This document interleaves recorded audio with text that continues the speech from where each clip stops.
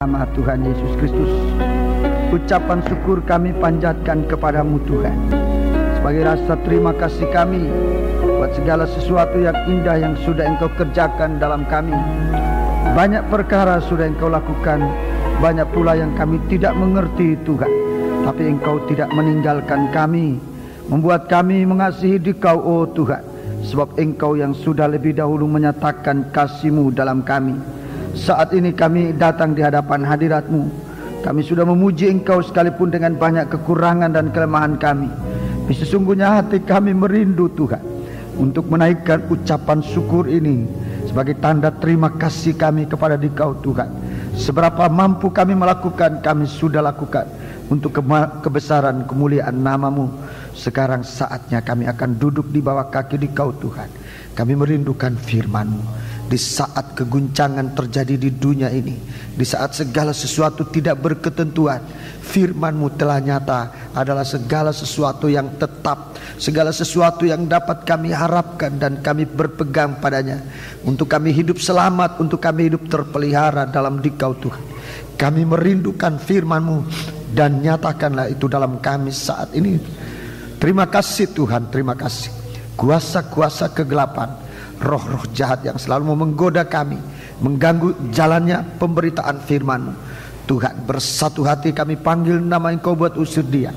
Di dalam nama Tuhan Yesus Kristus, segala setan kami ikat, kami perintahkan kamu semua dalam nama Yesus pergi. Darah Yesus yang berkuasa. Terima kasih Bapa, terima kasih buat pekerjaan-pekerjaan penyelamatan yang Engkau kerjakan dalam waktu yang singkat ini Tuhan, menjelang hari kedatangan Dikau. Sebab Engkau tidak ingin seorang pun akan binasa, tapi supaya kami semua dapat diselamatkan dan dapat menggunakan kesempatan untuk selamat di hari-hari ini Tuhan. Terima kasih Bapa, haleluya. Terima kasih, kuasailah seluruh kebaktian ini dalam urapan roh-Mu yang suci, serta doa kami ini kami naikkan di dalam nama Tuhan Yesus Kristus. Haleluya, amin.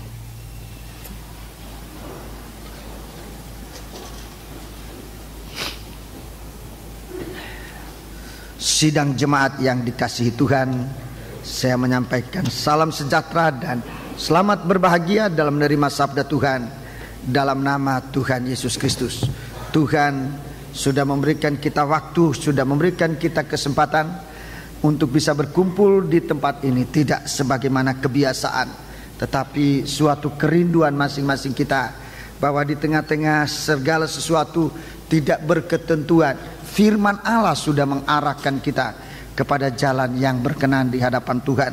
Di mana segala sesuatu berada dalam keadaan guncang, Tuhan dalam firman-Nya memberikan kita ketenangan. Puji Tuhan. Sebelum kita mendengarkan firman Tuhan, suatu penyampaian ingin saya sampaikan kepada kita sekalian, khususnya buat saudara-saudara yang belum dibaptiskan air dan yang merindu untuk dibaptiskan air, baik yang sudah mengembalikan formulirnya, yang sudah melengkapinya, maupun yang belum, atau yang belum mengisi formulir tapi mau ikut dalam kebaktian maupun dalam acara baptisan air. Saudara-saudaraku, bagi saudara-saudara masih tetap diberikan kesempatan untuk mengikuti acara kebaktian baptisan air yang akan diadakan pada hari Senin yang akan datang. Hari Senin yang akan datang tanggal 14 Juli. Sekarang tanggal 11, tanggal 14 Juli jam 5:30 sore akan diadakan baptisan air di gereja Jalan Johor. Tidak di gereja ini, tapi di gereja Jalan Johor. Pada hari-hari ini gereja ini sedang dikebut dalam menyelesaikan renovasi, dan diharapkan pada tanggal 14 Juli hari Senin yang akan datang, gedung itu sudah dapat digunakan dalam rangka baptisan air. Dan kalau itu terjadi merupakan baptisan air yang pertama setelah gereja itu direnovasi. Tadi pagi saya melihat kondisinya sudah sangat memungkinkan untuk kita menggunakan gedung itu. Sebahagian besar sudah selesai, hanya tinggal pengecetan beberapa bahagian yang tidak lagi mempengaruhi kemungkinan untuk gedung dan sekaligus bak baptisan airnya digunakan dengan baik. baknya sudah dites dan semua dapat digunakan. Dan marilah saudara-saudara yang merindukan untuk mengikut Tuhan dalam jalan keselamatan ini untuk dapat menggunakan kesempatan yang seindah ini.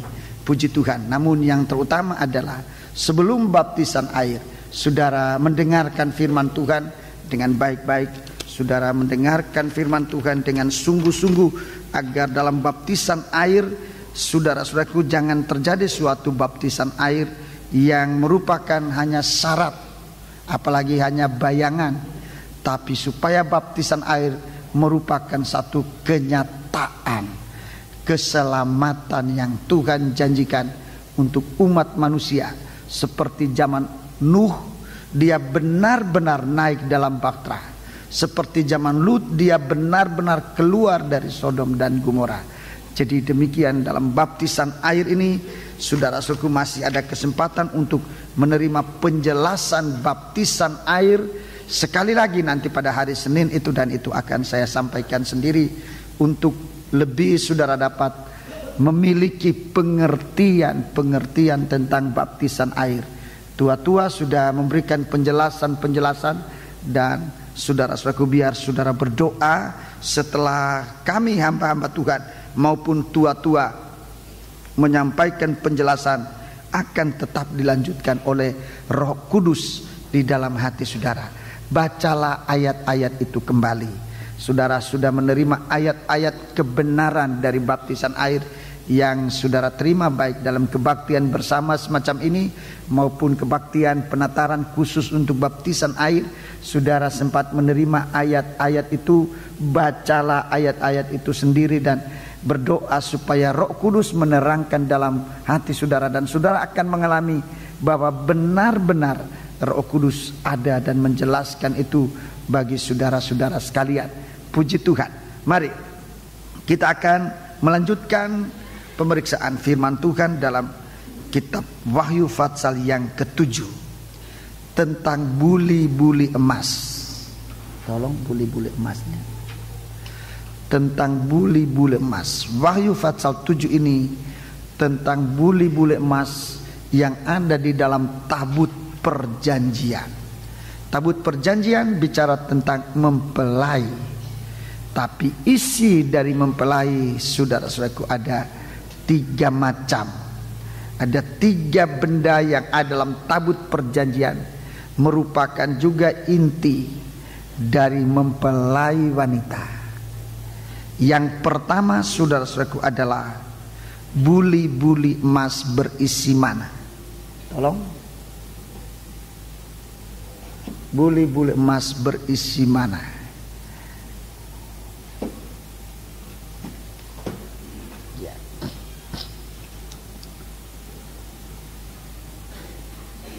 Nomor 6. Buli-buli emas berisi mana? Ini saudara-saudaraku berbicara tentang iman yang sudah dipermanensikan, firman yang sudah mendarah daging. Mempelai wanita itu terdiri dari orang-orang yang memiliki firman yang bukan hanya teori, tapi sudah praktek hidup, sudah mendarah daging. Memang satu waktu, saudara-saudaraku, gereja Tuhan akan memiliki firman Tuhan, dan tidak lagi yang tertulis semacam ini di dalam Alkitab, dalam kertas dan sebagainya, tetapi firman Allah sudah ditulis dalam hati manusia, sudah tertulis dalam pikiran manusia, sudah tertulis di dalam akal budi manusia, sudah tertulis di dalam perbuatan, dalam sholat tingkah, sehingga orang-orang nanti mengenal Yesus, saudara-saudaraku, bukan lagi membaca yang tertulis dalam surat-surat, tapi melihat kehidupan anak-anak Tuhan. Digambarkan nanti bahwa anak-anak Tuhan itu bagaikan surat yang dapat dibaca oleh orang. Di mana-mana mereka akan melihat Yesus dalam kehidupan anak-anak Tuhan. Itu buli-buli emas. Ini inti dari kehidupan mempelai wanita. Kehidupan yang sudah memiliki firman secara permanen, tidak mungkin lagi mau menyangkal Tuhan. Saudara-saudaraku, tidak akan menyangkal Tuhan lagi. Sekalipun mereka mungkin diserahkan kepada pedang untuk memancung kepalanya, tapi untuk menyangkal Tuhan tidak mungkin. Dan oleh karena firman yang dimiliki itu, saudara-saudara, maka sekalipun kepala mereka akan dipancung, tetapi mereka akan bangkit kembali. Puji Tuhan. Ini satu firman yang dimiliki. Pada mula pertama adalah firman Allah. Memulaikan kehidupan ini dari firman Allah. Membaca, mendengarkan dengan baik-baik, mengerti dengan akal, menjadi percaya di dalam hati, di dalam iman, untuk kemudian menjadi berhikmat dan bijaksana dalam segala tindakan dan perbuatan. Oleh sebab perbuatan dan perkataan itu berasal dari hati yang memiliki firman. Inilah orang yang disebut bijaksana, disebut berhikmat. Orang yang perkataannya, perbuatannya, solah tingkahnya berdasarkan firman yang ia percayai, yang ia miliki dengan percaya.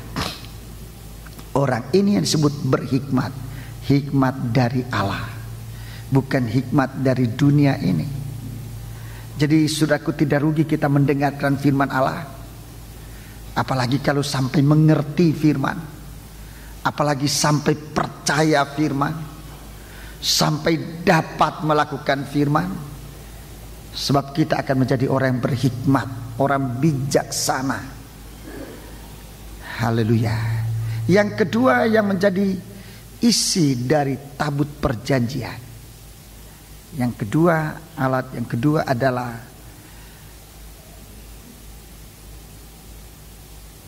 tongkat Harun yang sudah bertunas, yang berbunga, bahkan berbuahkan buah badam.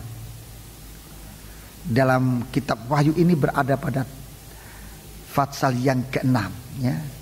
Fatsal yang ke-6. Fatsal yang ke-6.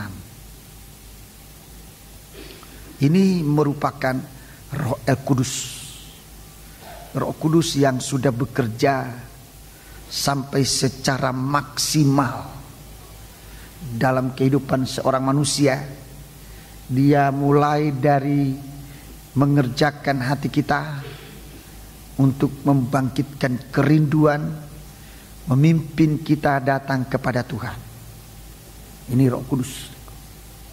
Kalau kita merasakan, saudaraku, bahwa ada kerinduan untuk datang kepada Tuhan, semacam sekarang Tuhan kerjakan kerinduan-kerinduan dalam hati untuk ikut dalam baptisan, itu berarti kehidupan saudara yang tadinya mati sudah mulai ada tanda-tanda kehidupan.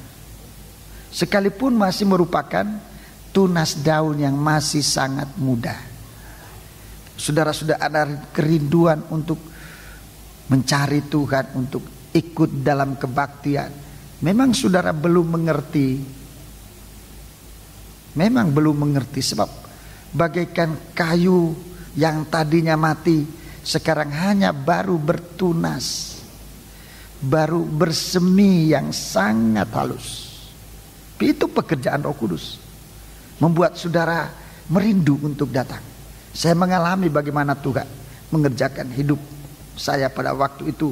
Saudara-saudaraku, saya sudah lahir dari keluarga Kristen sejak lama, tapi untuk kerinduan kepada Tuhan sebenarnya baru saya alami setelah usia saya menjalani belasan tahun. Pada waktu itu saya ingat tepat, saya berumur 17 tahun. Saudara-saudaraku, saya begitu merindukan dan mulai membaca firman Allah. Membaca dan begitu merindu membaca firman Allah yang tidak pernah sebelumnya saya rasakan itu. merindu mendengarkan firman Tuhan. Sekalipun saya belum mengerti, tetapi begitu membuka Alkitab dan membaca sebuah cerita, ingin melanjutkan dengan cerita selanjutnya.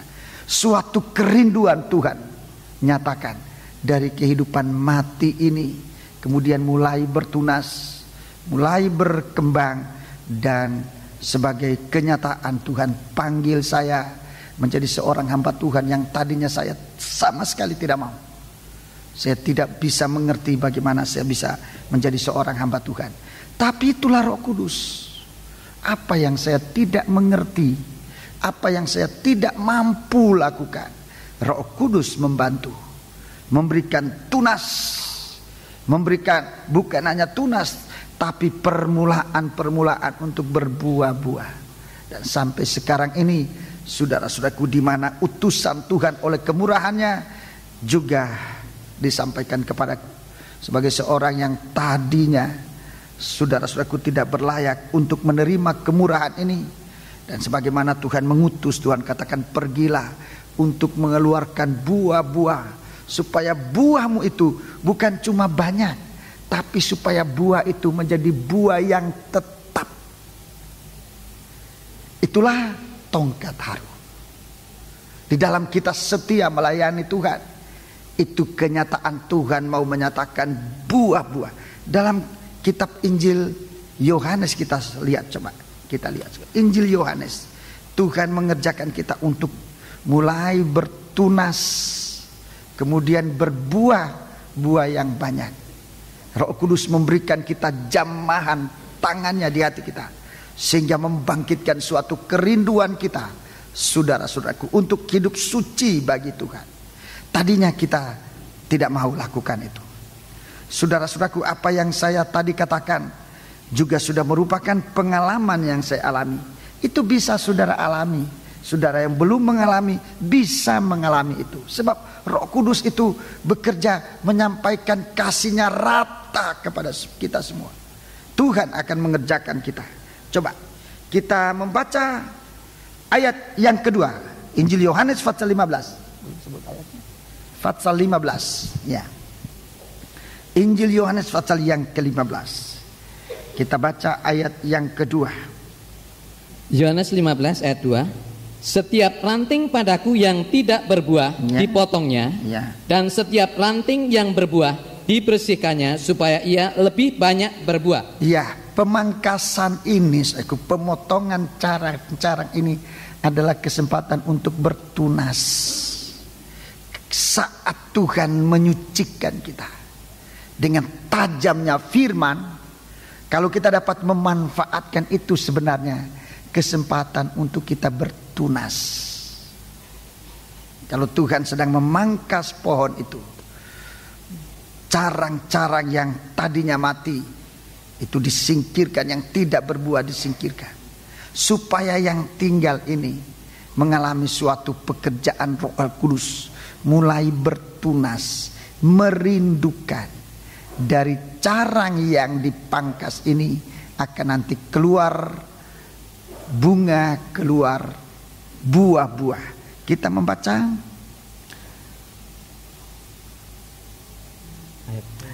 ayat, kita lanjutkan ya. Ayat yang ketiga, kamu memang sudah bersih karena firman yang telah kukatakan kepadamu. Tinggallah di dalam aku dan aku di dalam kamu.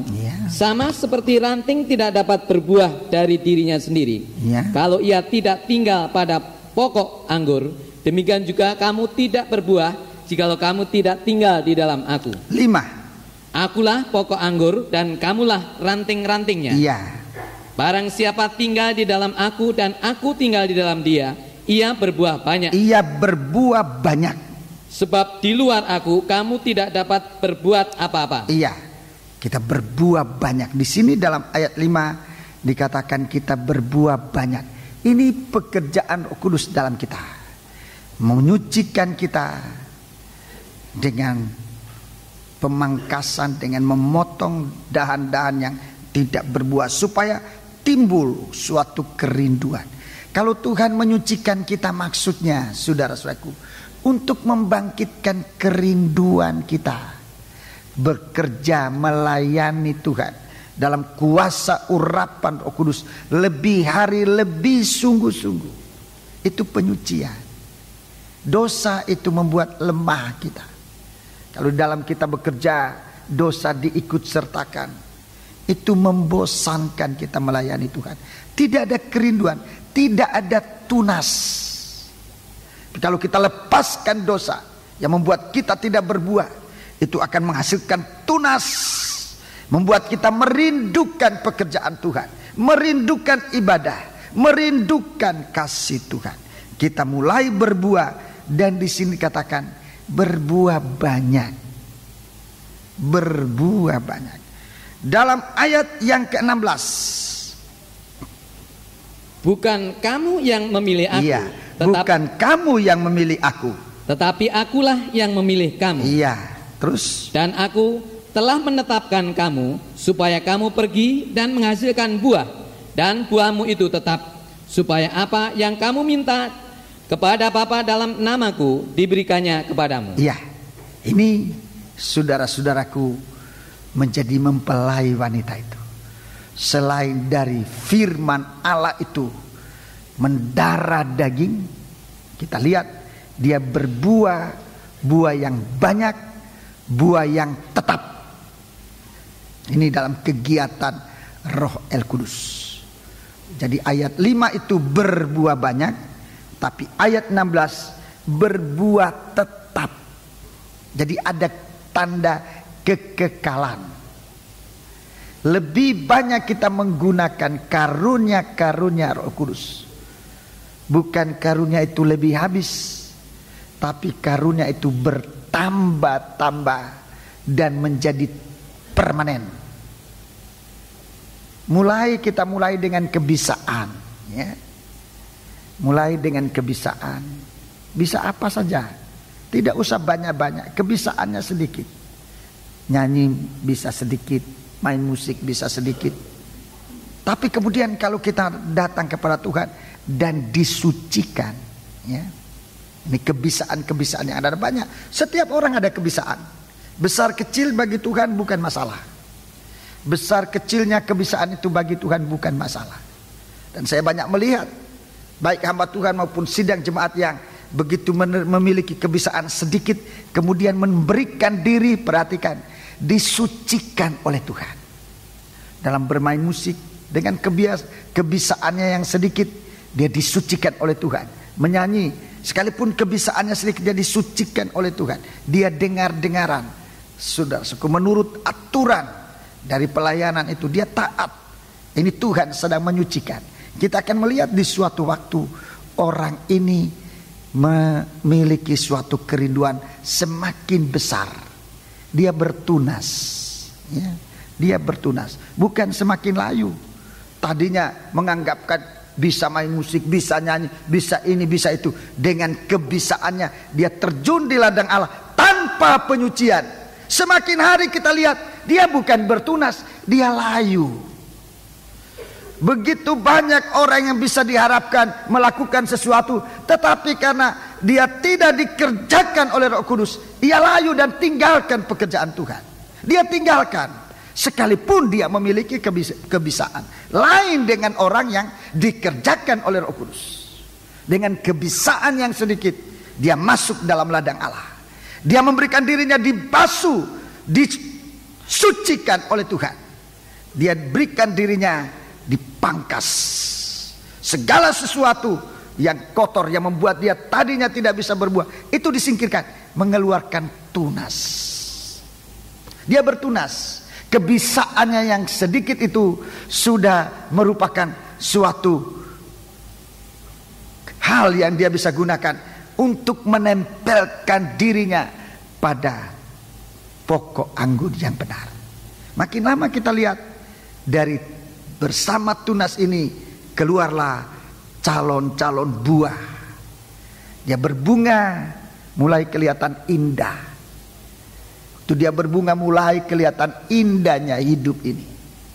Sebab memanfaatkan kebisaan. Di situ indahnya hidup itu. Lebih daripada apa yang ia temukan di dunia. Makin lama kita lihat buah bertambah dengan buah. menjadi berbuah-buah banyak. Berbuah-buah banyak. Kalau setiap kali kesempatan kita tolak, saudara-saudaraku, itu akan malah menjadi kendor, malah menjadi habis. Di setiap kesempatan kita gunakan untuk berbuah, sebab selanjutnya, saudaraku, pengutusan Tuhan akan datang. Tuhan akan mempercayakan kita suatu pengutusan, suatu misi yang akan kita kerjakan. Pengutusan tidak berarti harus pergi jauh, tidak perlu. Kalau memang tidak begitu, pengutusan itu tidak harus berarti tinggalkan rumah tangga, tidak perlu. Tuhan utus kita di mana Tuhan mau. Mungkin kita adalah utusan Tuhan dalam rumah tangga kita. Mungkin kita adalah utusan Tuhan dalam sidang jemaat ini. Pengutusan Tuhan kemana ada dalam tangan Tuhan. Sebab itu, saudaraku, kalau Tuhan melihat di dalam kita mulai ada buah, Tuhan akan menampilkan kita sebagai utusannya dimanapun kita berada. Entah kita diutus di gereja ini, entah kita diutus di gereja sana, entah diutus di mana, mungkin dalam keluarga. Untuk apa? Untuk mengeluarkan buah-buah yang tadinya sudah menjadi banyak, akan dipermanensikan oleh Tuhan. Buah-buah yang tetap seperti firman Allah tadi itu kekal di dalam diri kita, mendarah daging. Demikian juga buah-buah dari pekerjaan Roh Kudus dalam kita akan menjadi banyak dan tetap. Aku mengutus kamu supaya kamu mengeluarkan atau menghasilkan buah, dan buahmu itu tetap sampai Tuhan datang. Saudara, orang semacam ini sekalipun memang masih ada kekurangan, tetapi dia tidak mungkin lagi menyangkal Tuhan. Dia diberi oleh Tuhan kemampuan untuk tetap.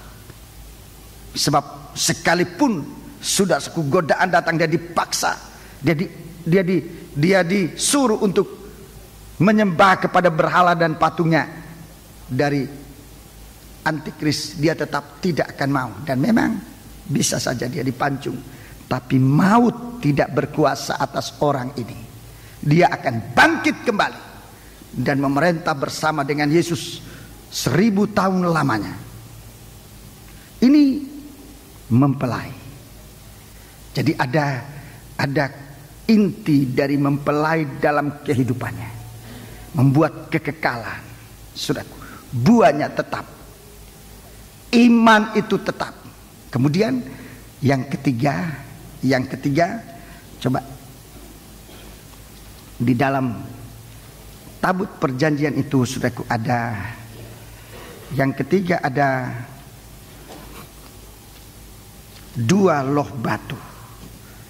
2 loh batu, nanti kita akan periksa itu dalam Wahyu pasal yang ke-8. 2 loh batu itu kasih Allah. Semakin kita mengasihi Tuhan, itu kasih Allah di dalam kita. Kasih ini nanti akan memuncak pada penyembahan, ya. Itu kasih Allah. Penyembahan kita menjadi sempurna.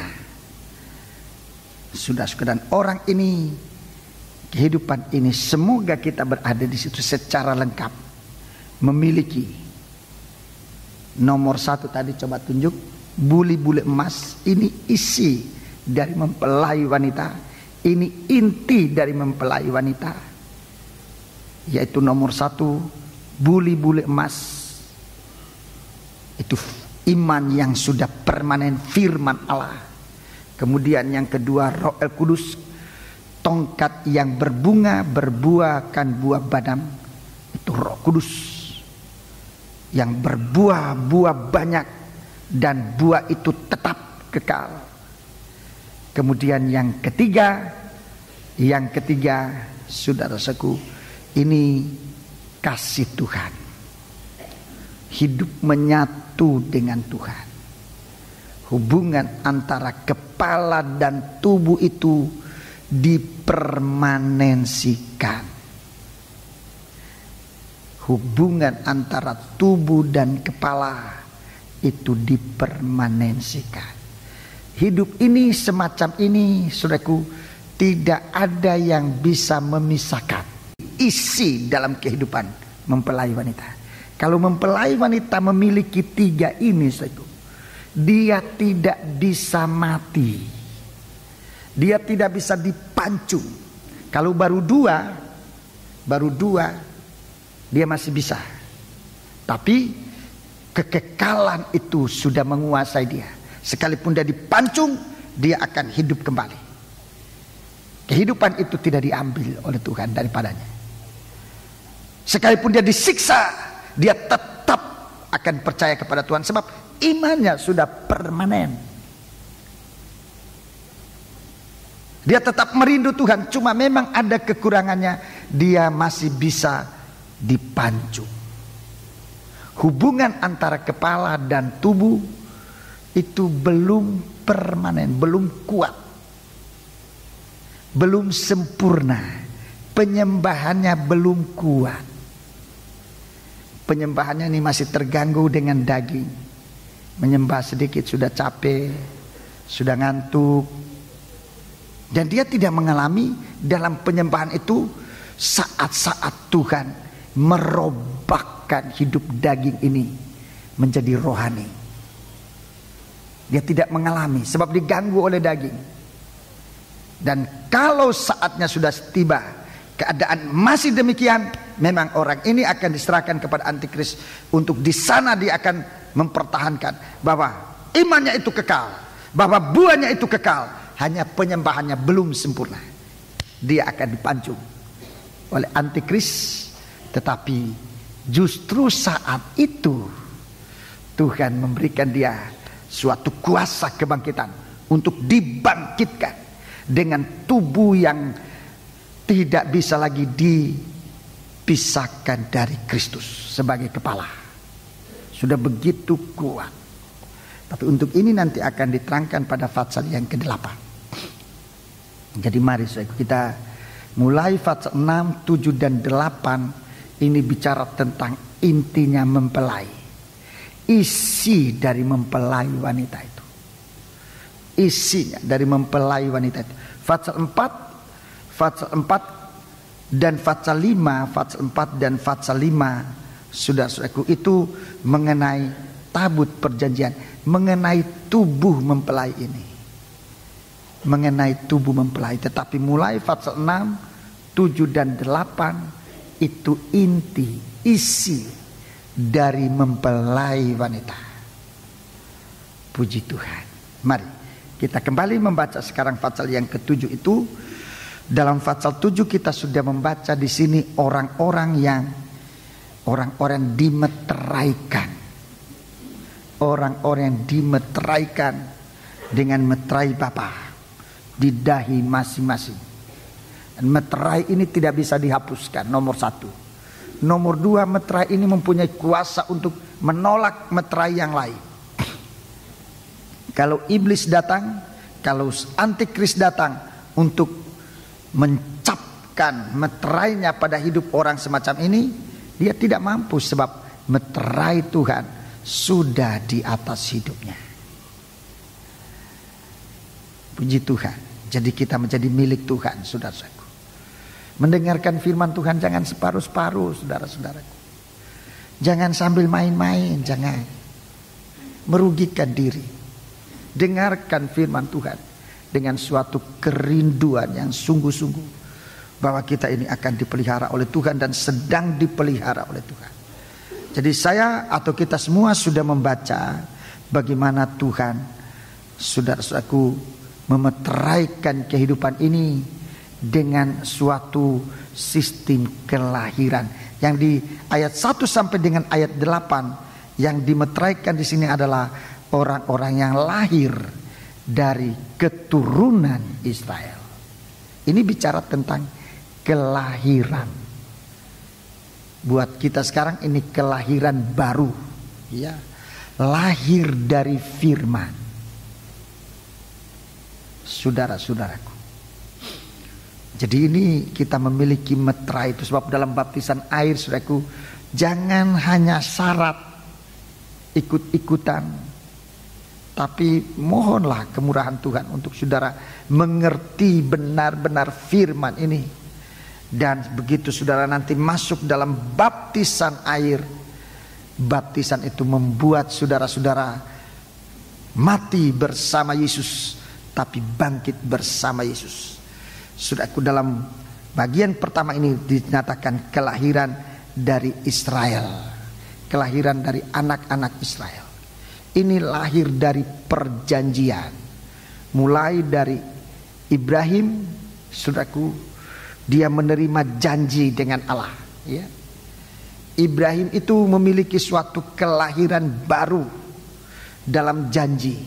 Itu dalam Kejadian pasal 17. Ibrahim itu orang pilihan Allah yang pertama. Sebab waktu dunia ini ditenggelamkan dalam air bah, sesudah manusia Nuh bersama keluarganya keluar dari bahtera, hanya beberapa waktu sudah. Manusia sudah tinggalkan Tuhan. Mereka pergi ke padang Sinear, itulah daerah Babel sekarang ini. Dan di sana mereka membangun kota Babel, yang sudah nama itu sampai sekarang masih ada. Bahkan nanti akan tetap ada, cuma sudah tampil dalam esensinya, dalam intinya yang sebenarnya, isinya yang sebenarnya adalah dia itu ibu dari wanita tunasusila. Meninggalkan Tuhan, arahnya kepada persundalan. Saudara-saudaraku, saya harus mengatakan ini, sekalipun dengan rasa beban dan ketakutan. Meninggalkan Tuhan, arahnya kepada persundalan, perzinaan di kota Babel. Saudara-saudaraku yang dibaptiskan air, nanti sesudah baptisan air, saudara bagaikan orang yang keluar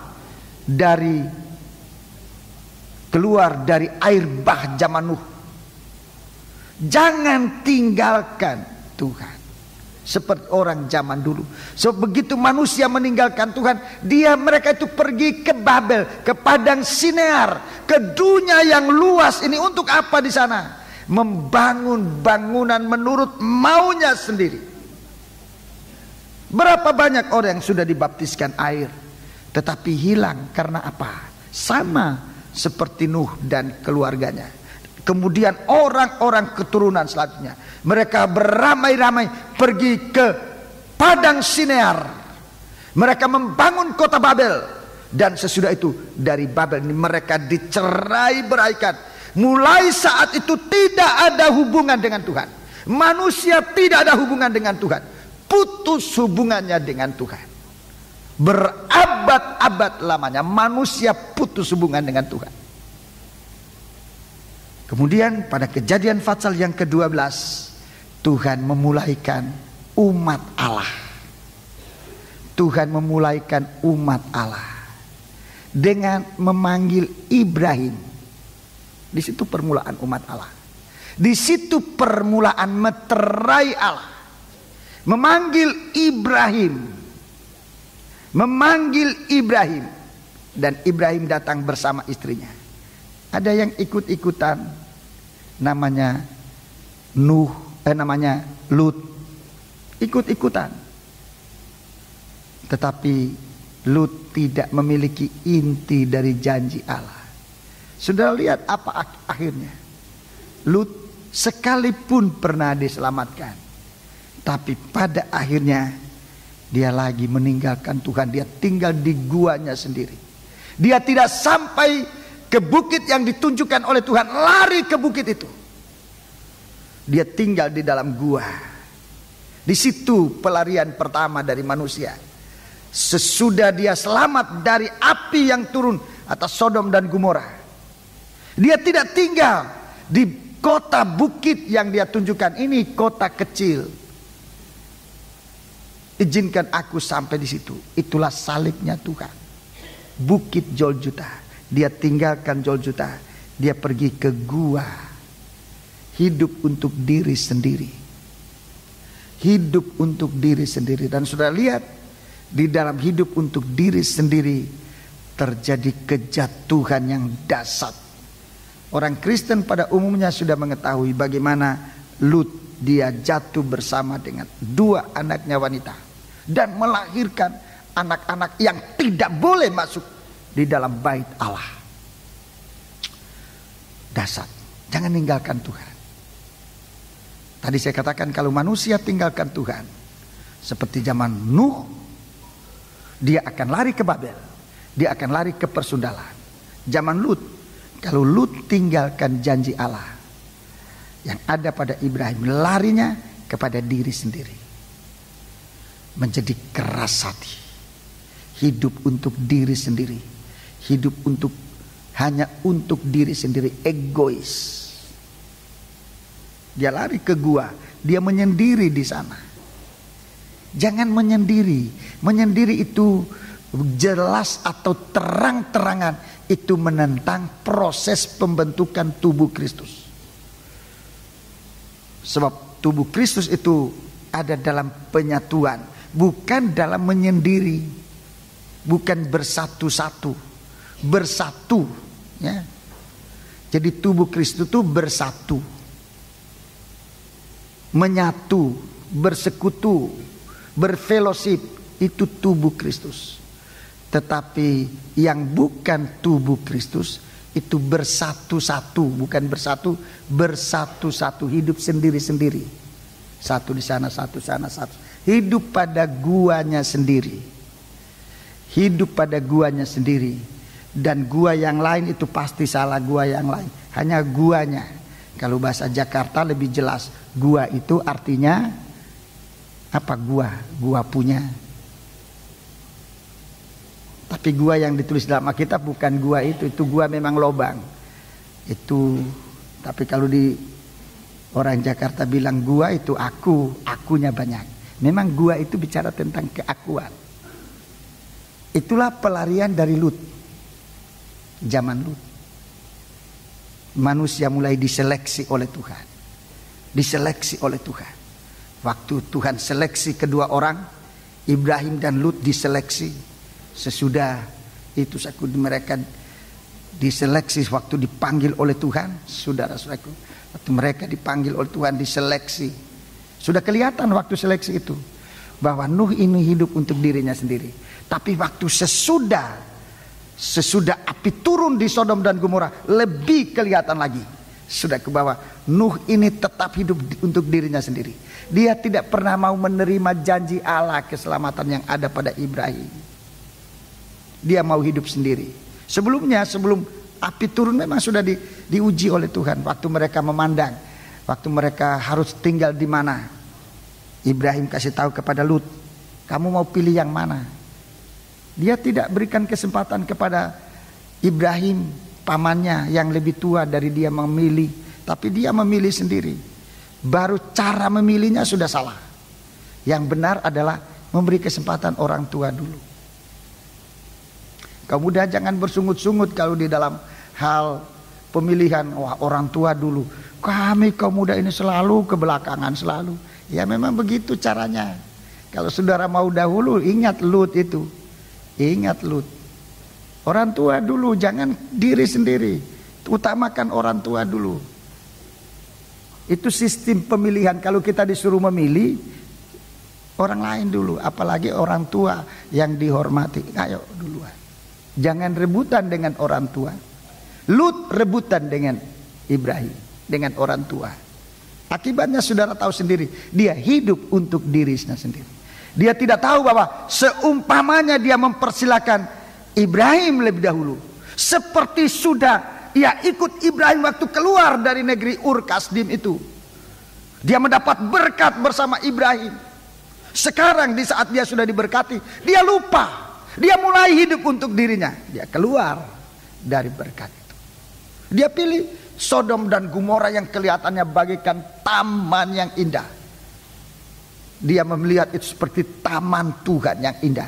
Padahal di situ dagingnya lebih tumbuh. Sementara Ibrahim tidak melihat itu.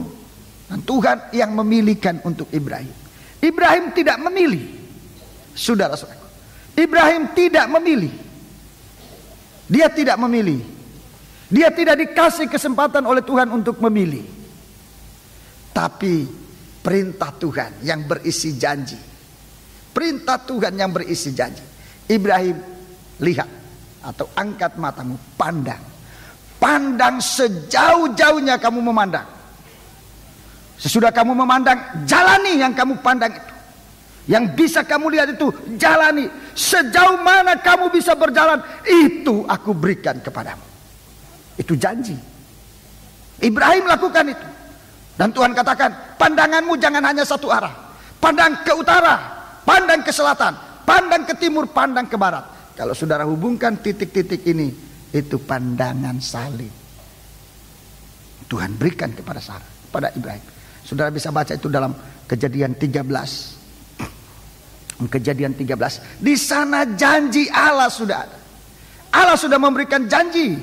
Janji tentang keturunan. Sekalipun pada masa itu Ibrahim belum memiliki keturunan. Janji keturunan. Jadi kalau kita sampai pada Wahyu pasal 7 tentang anak-anak Israel ini anak-anak perjanjian. Dimulai dari Ibrahim. Anak-anak yang dilahirkan dari janji Allah di dalam salib Kristus. Lut meninggalkan kota di mana dia diselamatkan. Meninggalkan gunung di mana ia diselamatkan. Itulah gunung Golgota. Dia meninggalkan untuk masuk pada gua yang ia pilih sendiri. Padahal tujuan bukan hanya sampai di situ. Tujuan sampai jauh ke gunung di mana kota Yerusalem baru mempelai wanita itu disediakan bagi kita. Semoga Roh Kudus akan menjelaskan ini dalam hati saudara-saudara. Saya sudah jelaskan pada waktu yang lalu. Jadi kita lihat bahwa manusia yang menjadi mempelai wanita ini hidup dari janji Allah. Dari kelahiran ini Ibrahim menurunkan umatnya yang bagaikan pasir, bagaikan debu tanah. Tapi kemudian begitu janji ini ditingkatkan lagi, maka kepada Ibrahim diberikan anak-anaknya bagaikan bintang-bintang. Benih ini yang mau ditoyang, saudaraku, benih ini yang sedang dilihat oleh Tuhan. Benih Ibrahim dari bintang-bintang. Jadi kita lihat suatu perjalanan dari benih ini, dari bintang-bintang. Dari Ibrahim dia melahirkan seorang anak namanya Ishak. Ini dari perjanjian. Ishak itu lahir bukan dari manusia. Sebab kalau manusia tidak mungkin lagi melahirkan anak. Pertama, karena usia ibunya sudah lanjut dan sudah lepas dari kebiasaan kaum wanita. Sudah lepas.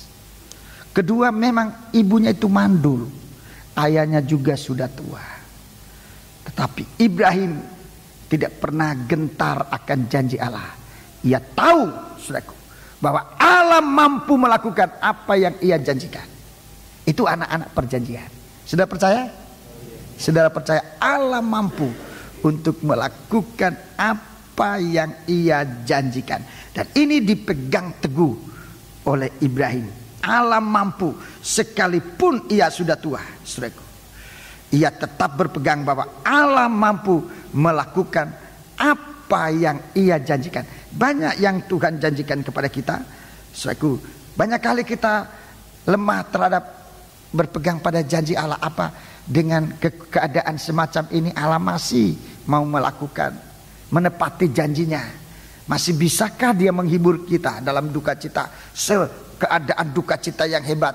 Masih bisakah Tuhan menolong dalam keadaan kita sangat terjepit? Masih bisakah menyembuhkan kita di saat kita sakit yang sangat hebat? Mari coba kita baca di dalam Roma pasal 4. Ini saat, saudaraku, orang yang mau dicap oleh Tuhan menjadi miliknya, mati ataupun hidup, dicap oleh Tuhan menjadi milik Tuhan. Mari kita membaca ayat yang ke-8, pasal 4, Roma 4, mulai ayat 18. Ayat 18. Sebab sekalipun tidak ada dasar untuk berharap, namun Ibrahim berharap juga dan percaya bahwa ia akan menjadi bapa banyak bangsa menurut yang telah difirmankan. Iya, menurut firman. Terus demikianlah banyaknya nanti keturunanmu. Iya, jadi saudaraku, untuk ujian sampai kita memiliki cap ini, oh begitu hebat, begitu dasar. Ujian lewat firman Allah.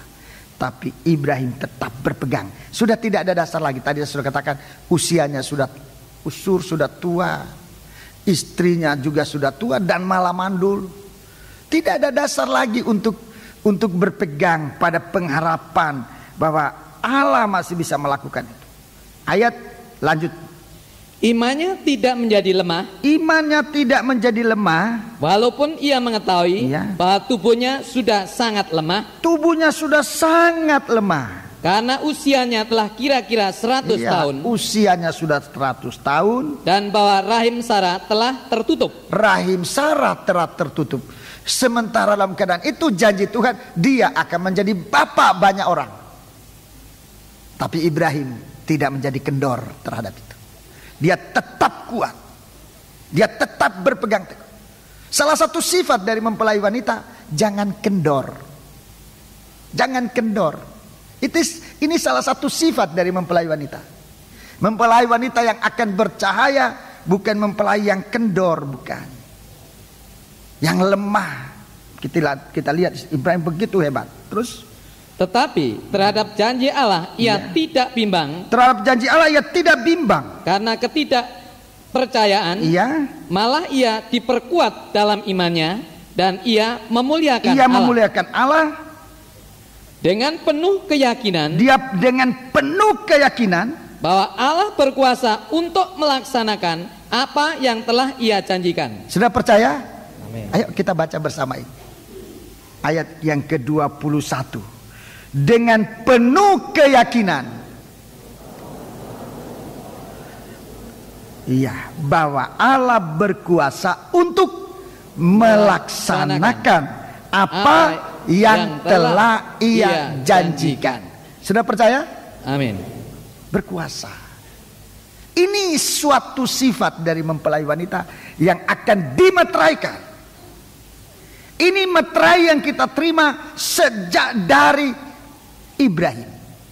Saudara-saudara, dimeteraikan dari janji ini. Tidak kendor. Jadi iman yang ada pada Ibrahim ini akan disalurkan dalam kita. Kalau kita dilahirkan baru dari janji Allah, itulah firman. Saudaraku, begitu kuat dia. Begitu sungguh-sungguh ia dalam janjinya. Buat kita sekalian untuk tetap kita menjadi orang yang dipercayakan Tuhan memiliki janji Allah ini. Puji Tuhan. Jangan kita menjadi kendor, saudaraku. Tapi kita benar-benar dalam janji Allah, kita mau sungguh-sungguh di dalam Dia. Puji Tuhan. Allah tidak pernah melupakan janjinya. Tapi di dalam segala sesuatu Ia akan menyatakan bahwa janjinya itu ia akan genapi. Terpuji nama Tuhan. Haleluya. Mari kita akan melanjutkan. Kalau Ibrahim sudah melahirkan Ishak, Ishak melahirkan Yakub, dan di dalam Yakub ini menjanji melahirkan anak-anak semua dalam janji Allah. Yang tidak dalam janji Allah itu sudah ditinggalkan. Roma 12, Roma pasal 12. Ini mempelai wanita, saudaraku. Ini orang dalam janji Tuhan. Roma pasal 12. Mulai ayat 9 sampai dengan ayat yang ke-13. Ini orang yang dilahirkan baru, yang nanti akan menjadi orang yang bersinar-sinar. Mari, ayat 9. Hendaklah kasih itu jangan pura-pura. Ya, kasih itu jangan pura-pura. Jauhilah yang jahat dan lakukanlah yang baik. 10. Hendaklah kamu saling mengasihi sebagai saudara dan saling mendahului dalam memberi hormat. Ya, 11. Janganlah hendaknya kerajinanmu kendor. Ya, ini sifat inti dari mempelai. Seperti Ibrahim dalam imannya tidak kendor. Dalam usahanya dia tidak kendor. Kalau iman sudah kendor, segala sesuatu menjadi kendor. Kekuatan tidak punya lagi. Di sini Ibrahim, di sini kita lihat Rasul Paulus menasihatkan, janganlah hendaknya kerajinanmu kendor. Terus, biarlah rohmu menyala-nyala. Biarlah rohmu menyala-nyala. Dan layanilah Tuhan. Layanilah Tuhan. Ini sifat dari mempelai wanita yang akan ditampilkan nanti sebagai seorang mempelai yang bercahaya dengan sinar matahari dan bintang di atas kepalanya serta bulan di bawah kakinya. 12. Bersukacitalah dalam pengharapan. Iya. Sabarlah dalam kesesakan. Iya. Dan bertekunlah dalam ini doa. Ini tabiat-tabiat orang yang dilahirkan baru, yang mempunyai stempel, yang dimeteraikan oleh Allah.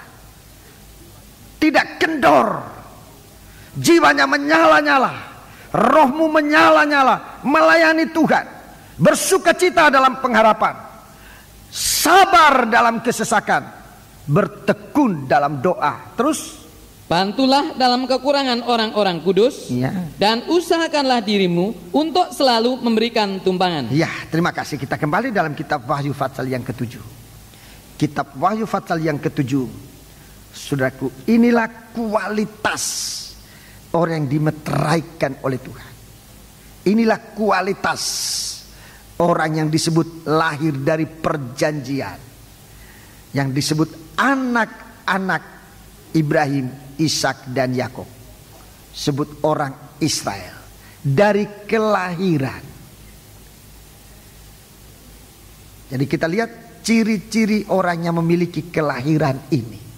Dan itu suatu stempel, saudara-saudaraku, bahwa kita ini miliknya Tuhan, yang tidak diizinkan oleh maut, oleh kehancuran, oleh apapun untuk menjamah. Puji Tuhan.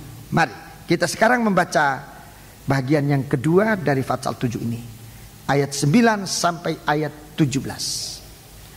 Ayat 9 sampai ayat 17 kita baca lebih dahulu.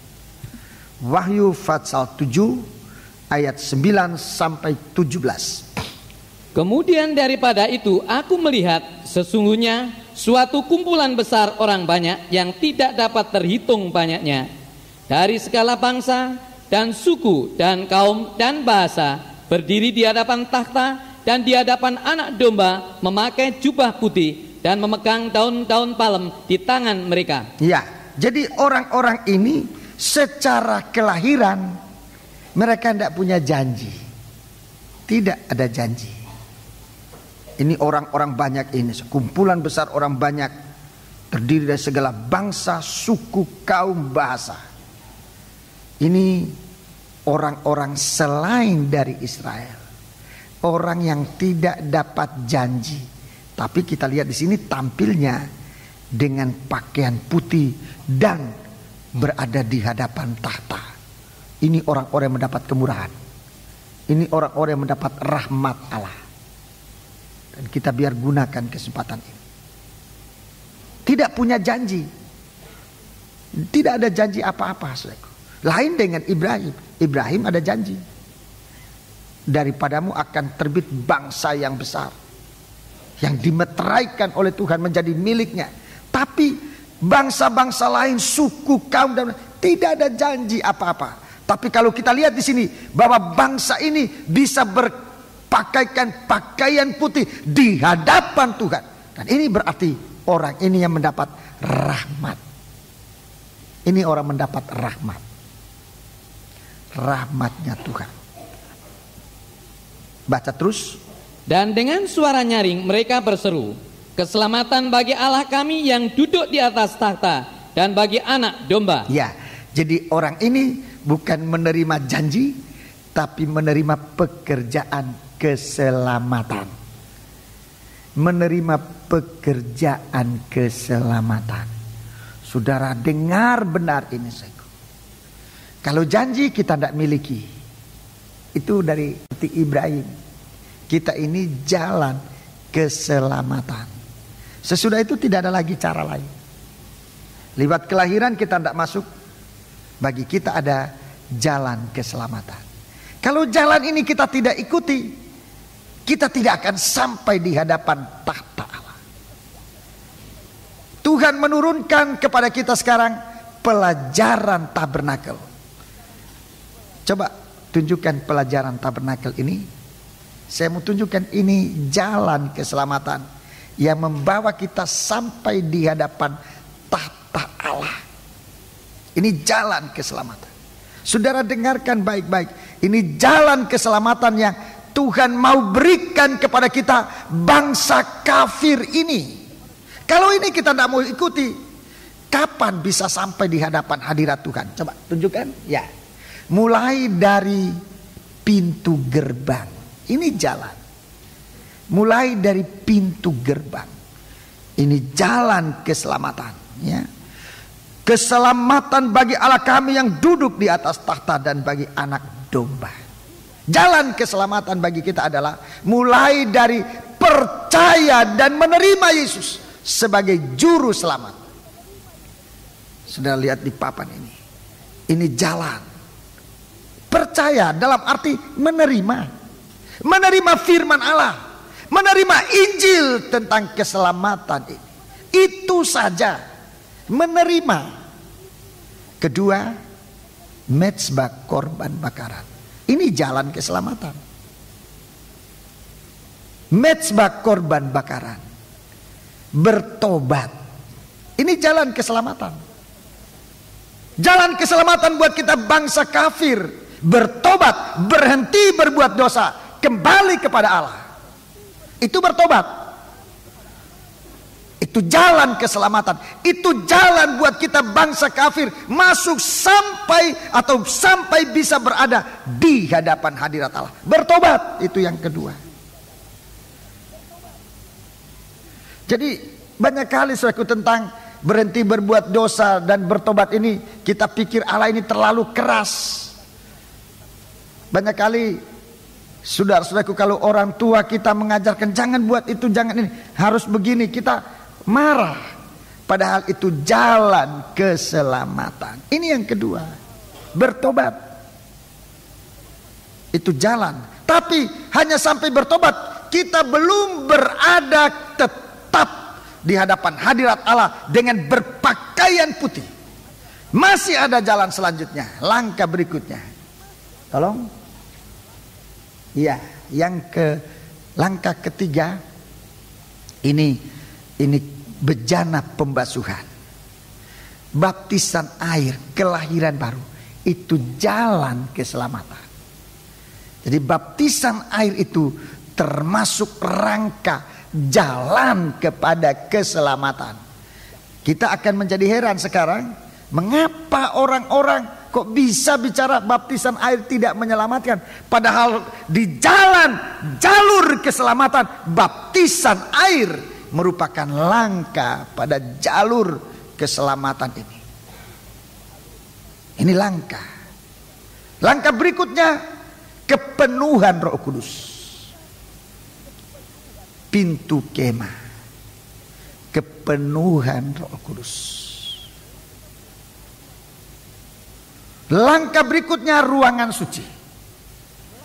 Langkah berikutnya ruangan suci. Hidup dalam penyucian. Itu langkah keselamatan. Jadi kalau sudah dipenuhkan Roh Kudus, saudara perhatikan langkahnya harus kepada penyucian. Lihat firman Allah. Tolong tunjukkan firman Allah. Ini, disucikan dengan firman Allah. Menyucikan langkah-langkah kita selanjutnya. Kita dalam penyucian. Dipimpin oleh Roh El Kudus. Ini Orang hidup suci itu, dia tidak memikirkan daging, tapi Roh El Kudus yang memimpin dia berjalan menurut Roh. Itu orang hidup dalam kesucian, berjalan menurut Roh. Itu langkah-langkah kesucian ini. Kemudian mezbah dupa, penyembahan, hubungan secara pribadi dengan Tuhan.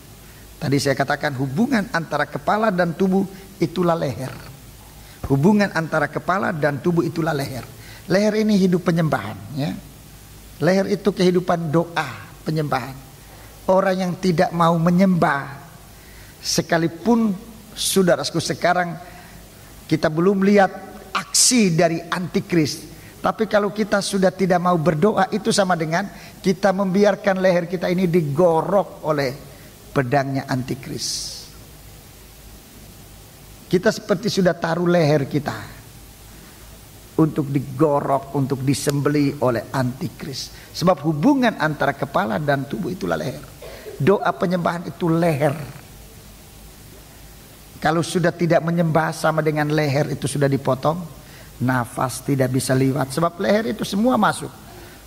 Udara dari hidung masuk ke paru-paru ya lewat leher ini. Minum air lewat leher. Makan nasi lewat leher. Apalagi? Semua lewat leher. Kalau ini sudah dipotong, hidup dalam penyembahan, hidup tubuh ini sudah tidak bisa ada, dipertahankan lagi. Dia tidak bisa menerima udara lagi. Dia tidak bisa menerima air lagi. Dia tidak bisa menerima perintah dari kepala lagi. Tidak bisa. Sudah putus. Orang yang tidak mau menyembah, sulit, sudah. Perintah Allah dia tidak bisa dengar. Sama seperti kepala kalau sudah tinggalkan tubuh ini, tangan kaki tidak bisa diperintah lagi. Selama masih ada leher, kaki ini masih bisa digerakkan, digoyahkan sesuai dengan perintah kepala. Kepala itulah Yesus. Orang kalau sudah tidak menyembah Allah, tidak mau berdoa, sudah sulit diatur. Dia tubuh yang mati.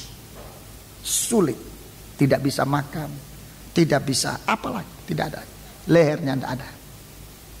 Perjalanan keselamatan kita memelihara hubungan antara Kristus, antara kepala dan tubuh. Itu jalan. Sampai daging tidak bersuara. Ya. Sampai daging tidak bersuara. Baru sampailah kita ke ruangan maha suci. Tolong. Ya. Di hadapan tabut. Di hadapan tahta Allah. Ini perjalanan sampai di hadapan tahta Allah. Begitu sampai di hadapan tahta Allah, saudara-saudaraku, dalam ayat tadi katakan orang-orang ini sudah dalam pakaian apa, saudaraku? Saudara baca tadi, sudah sampai dengan pakaian putih. Sudah dalam pakaian putih. Saudara lihat langkah-langkah tadi, mulai dari pertama. Ini adalah langkah-langkah Kristus. Langkah yang ditaburi, dipercik dengan darah. Mulai dari pertama, ini percikan darah. Kedua, percikan darah. Ketiga, percikan darah. Terus percikan darah. Kemudian percikan darah. Semua ruangan suci ini percikan darah. Sampai akhirnya, saudaraku, tirai dulu. Daging ini tidak bersuara lagi. Pakaian yang selalu kena percikan darah ini, itu akan menjadi putih. Putih, dia membasuh jubahnya dengan darah. Kita baca dulu. Kita kembali dalam Wahyu pasal 7. Dan ini sudah kita lihat bagaimana hidup ini. Untuk ikut dalam langkah-langkah ini. Langkah yang membawa kita kepada hidup yang kekal. Ayat 11. Dan semua malaikat berdiri mengelilingi tahta dan tua-tua dan keempat makhluk itu. Mereka tersungkur di hadapan tahta itu dan menyembah Allah sambil berkata, Amin. Puji-pujian dan kemuliaan dan hikmat dan syukur dan hormat dan kekuasaan dan kekuatan bagi Allah kita sampai selama-lamanya. Amin. 13. Dan seorang dari antara tua-tua itu berkata kepadaku, siapakah mereka yang memakai jubah putih itu? Siapa mereka yang memakai jubah itu? Dan dari manakah mereka datang? Dari manakah mereka datang? Maka kataku kepadanya, Ya. Tuanku, Tuhan mengetahuinya. Iya. Lalu ia berkata kepadaku, mereka ini adalah orang-orang yang keluar dari kesusahan yang besar. Terus? Dan mereka telah mencuci jubah mereka dan membuatnya putih di dalam darah anak domba. Iya. Terus? Karena itu mereka berdiri di hadapan takhta Allah dan melayani Dia siang malam di bait sucinya. Iya. Dan Ia yang duduk di atas takhta itu akan membentangkan kemahnya di atas mereka. Terus? Mereka tidak akan menderita lapar dan dahaga lagi, dan matahari atau panas terik tidak akan menimpa mereka lagi. Sebab anak domba yang di tengah-tengah takhta itu akan mengembalakan mereka dan akan menuntun mereka ke mata air kehidupan, dan Allah akan menghapus segala air mata dari mata mereka. Allah menghapus segala air mata dari mata mereka. Puji Tuhan. Jadi saudaraku, suatu perjalanan yang tadi saya katakan, jalan keselamatan, langkah-langkah keselamatan. Dalam 1 Petrus pasal yang ketiga, pasal yang kedua, 1 Petrus pasal yang kedua, ini praktik sehari-hari yang paling cepat, gampang kita bisa lihat dan mengerti. Ini praktik hidup sehari-hari. Coba kita baca ayat 18 sampai dengan ayat yang ke-25. Ayat 18 sampai dengan ayat yang ke-25.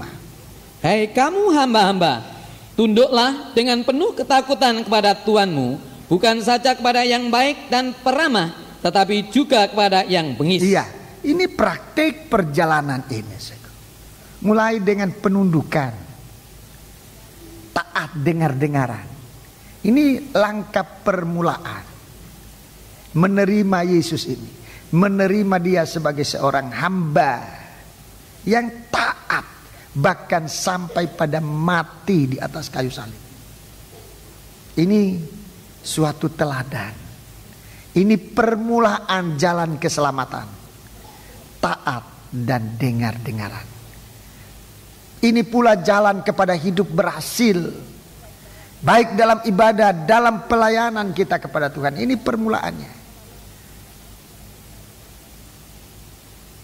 Taat dalam segala sesuatu. Bukan hanya kepada yang manis, kepada yang ramah, tapi juga sampai kepada yang bengis. Terus 19. Sebab adalah kasih karunia jika seorang karena sadar akan kehendak Allah menanggung penderitaan yang tidak harus ia tanggung. Terus? Sebab dapatkah disebut pujian jika kamu menderita pukulan karena kamu berbuat dosa? Tetapi jika kamu berbuat baik dan karena itu kamu harus menderita, maka itu adalah kasih karunia pada Allah. Ya, itulah kasih karunia Allah. Menderita bukan karena kita berdosa. 21. Sebab untuk itulah kamu dipanggil. Ya, kita dipanggil. Ibrahim dipanggil. Dan kepada Ibrahim Tuhan berikan janji. Kepada kita,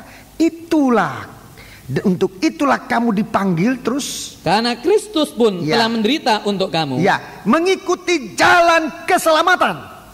Kristus telah menderita untuk kamu dan telah meninggalkan teladan bagimu supaya kamu mengikuti jejaknya. Ya, itulah langkah-langkah Kristus, tapak-tapak kaki Kristus yang kita akan ikuti. Jalan dari Kristus, jalan yang ditandai dengan percikan darah, menderita. Kristus pun telah menderita. Jadi langkah-langkah yang Ia tinggalkan kepada kita adalah langkah-langkah percikan darah, tanda penderitaan. Saudara perhatikan, di hari-hari ini langkah ini mau dikaburkan oleh setan dengan ajaran-ajaran sesat, supaya jangan mengikuti lagi langkah ini. Dia katakan Yesus sudah mati bagi kita, kita tidak usah lagi susah-susah. Yesus sudah susah bagi kita. Kita sekarang mau senang-senang aja, ikut Tuhan senang-senang. Yesus sudah mati. Saudaraku, sangat bertentangan dengan warisan yang Tuhan tinggalkan bagi kita. Dia meninggalkan kita langkah-langkah yang dipercik dengan darah. Langkah-langkah yang dipercik dengan darah. Darah yang membeli kita. Satu. darah yang membasuh kita. 2. Bagaimana kita harus lepaskan jalan ini? Tuhan meninggalkan kita langkah-langkah itu. Setiap kita masuk pada langkah, mulai dari langkah pertama. Tolong tabernakelnya. Mulai dari langkah pertama, saudara-saudaraku, Tuhan sedang menghapuskan segala cacat celah kita. Mulai dari langkah pertama, pintu gerbang, tanda kekafiran kita dihapus oleh Tuhan. Kalau kita menerima Yesus, darah Kristus menghapuskan tanda kekafiran yang ada dalam kita. Pakaian kita mulai dibasuh oleh Tuhan. Berikut langkah kedua, pertobatan.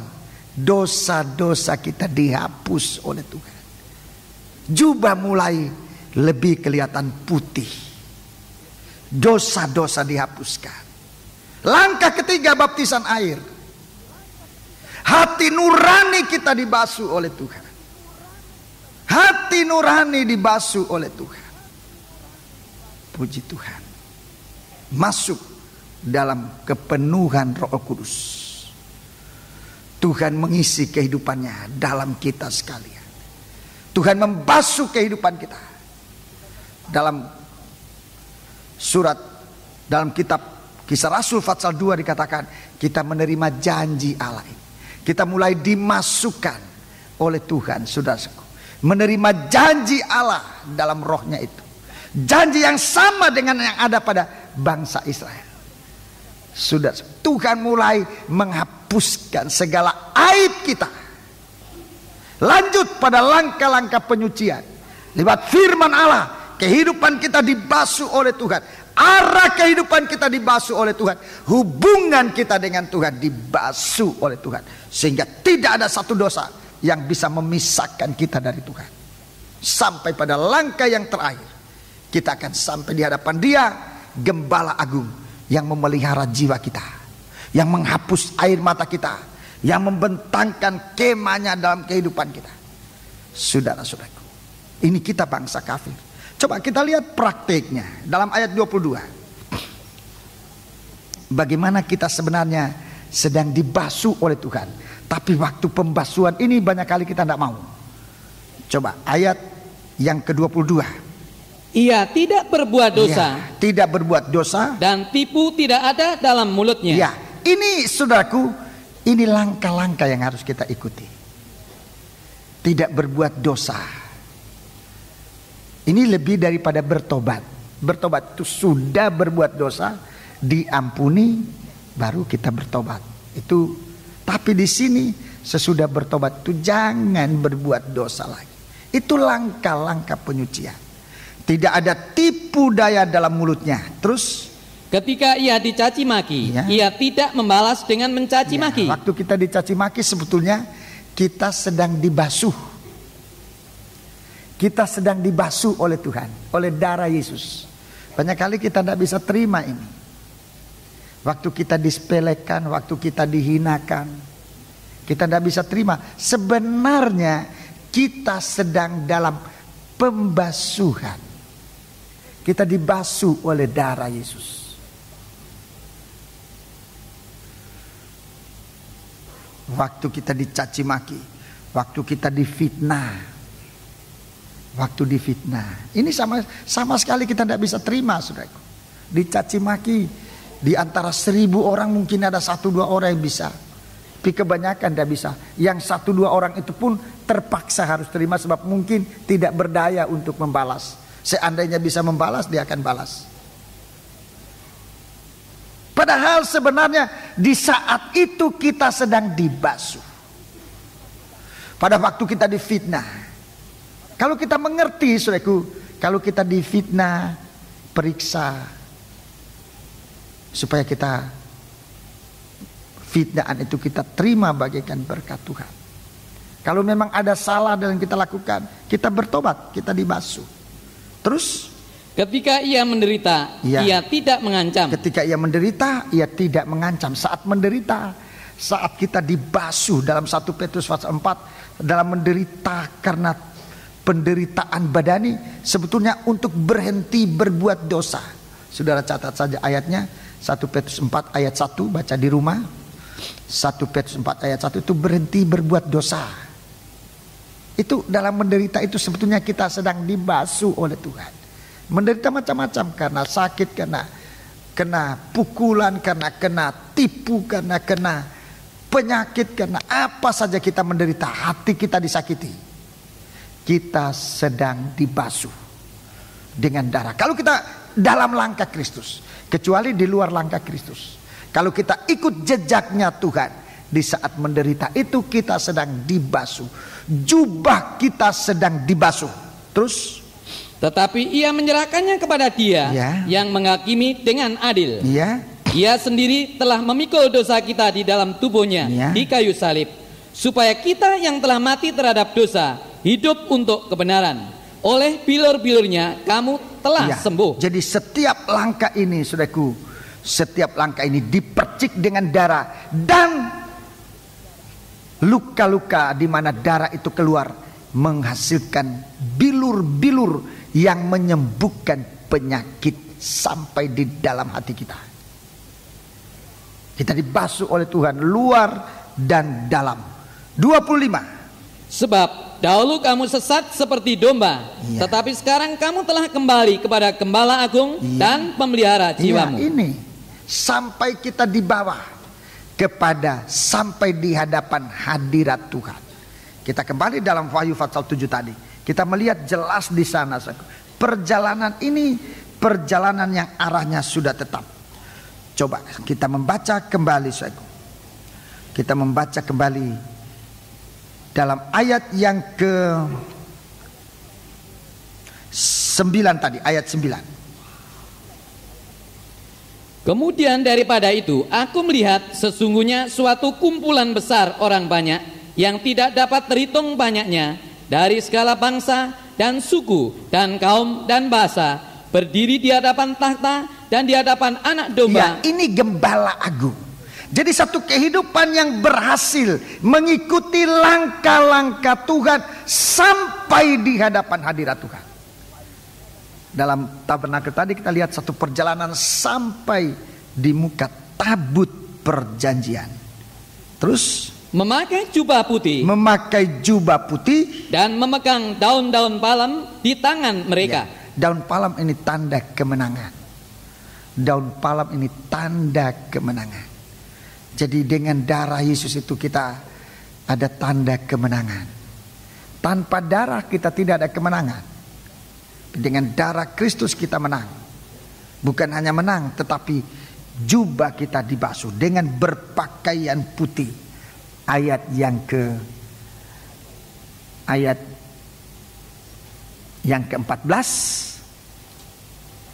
Ayat yang ke-14. Maka kataku kepadanya, Tuanku, Tuhan mengetahuinya. Lalu ia berkata kepadaku, mereka ini adalah orang-orang yang keluar dari kesusahan yang besar. Keluar dari kesusahan yang besar. Menerima Yesus, mengalami kesusahan. Saudara, banyak saudara dengar kesaksian, dulu aku belum ikut Tuhan, tidak alami susah semacam ini. Itu kesusahan. Ikut Tuhan ini susah. Tapi itu bukan akhir dari pengikutan Tuhan kepada Tuhan. Mereka keluar dari kesusahan besar. Mereka keluar itu artinya menang. Jadi waktu menerima Yesus sekalipun susah, tapi mereka tidak tinggalkan Tuhan. Mereka menang.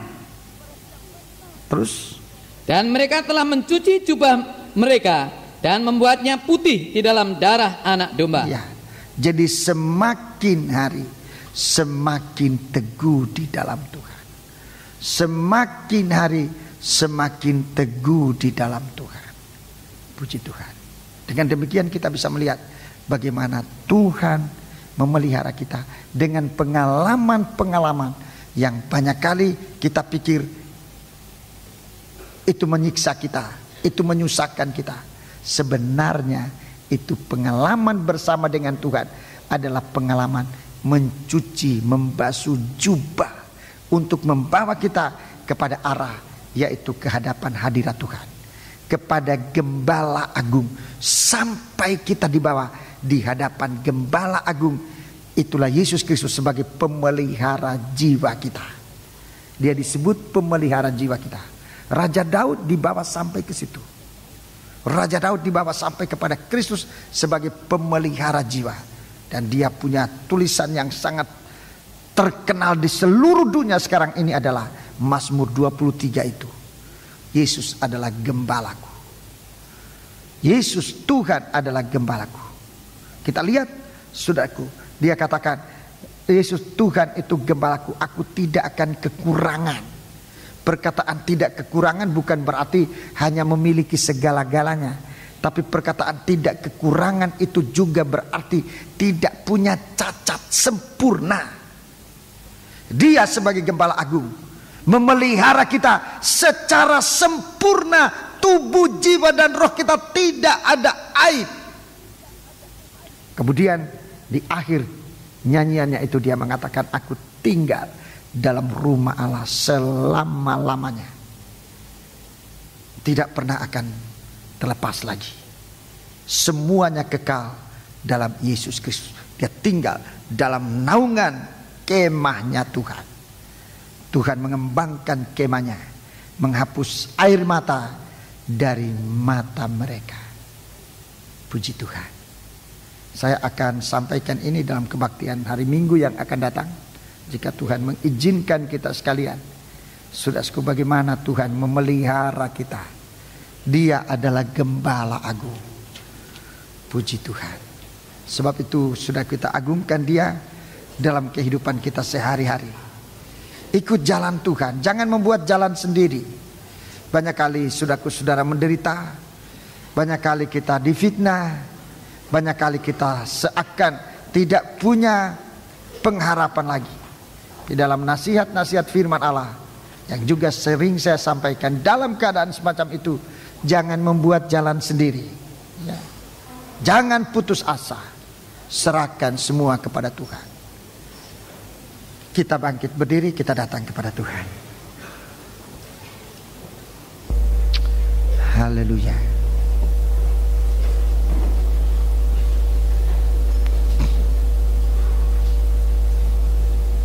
Kita bangkit berdiri. Para tua-tuas, pelayan-pelayan perjamuan suci segera tampil ke depan.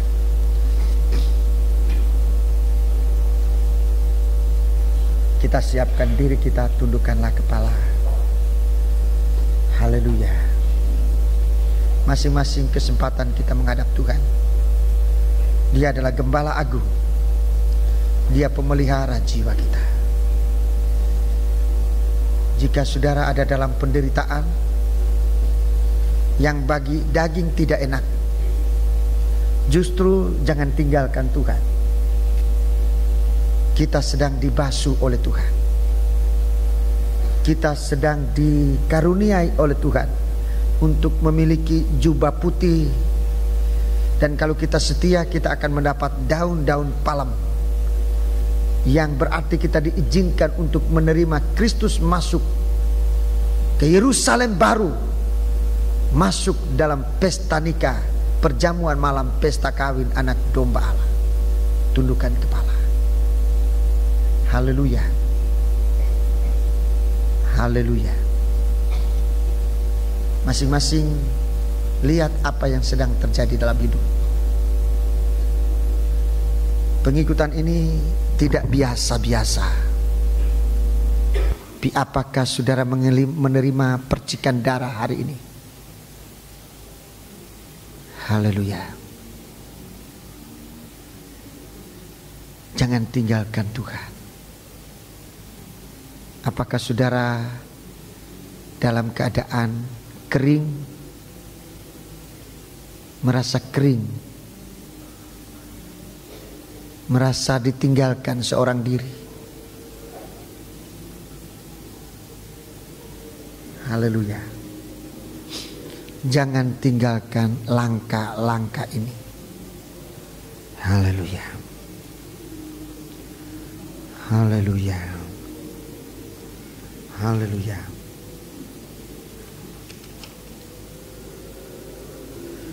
Seringkali kita tidak mengerti jalannya Tuhan.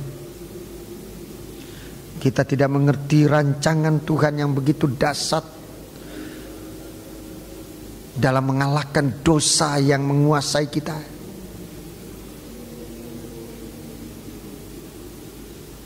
Haleluya. Kita berdoa, mohon pengertian Tuhan. Kita melakukan nyanyian 203, nyanyian terakhir yang kita nyanyikan tadi. F